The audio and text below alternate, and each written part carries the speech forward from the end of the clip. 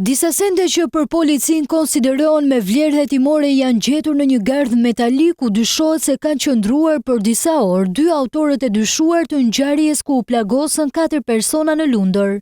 Burimet kanë bërë të ditur se materialet janë dërguar për ekspertizë për të zbuluar gjurmë të ADN-s që mund të kenë lënë agresorët. Teksa hetuesit kanë kryer edhe disa eksperimente hetimore, kanë arritur të zbulojnë edhe itinerarin e përshkruar nga autorët e dyshuar. Ata janë nisur në Arban, Vishnjë, Picall, Sauk Mjull, Bathore, liçeni Farkës, rruga Gallarëve dhe deri tek vendi i ngjarjes.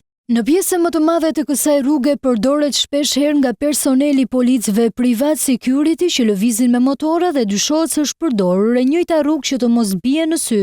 Për këtë janë kërkuar edhe pamje të mundshme të kamerave të sigurisë. Në atentatin e 17 prillit u qellua me breshëri ndaj makinës ku udhëtonin 4 persona. Nga të shtënat u plagosën 2 vëllezër të moshës 11 dhe 17 vjeçar që morën plagë të rënda, por edhe 19 vjeçari K. Mullahi dhe shoferi i mjetit Astafa 34 vjeç.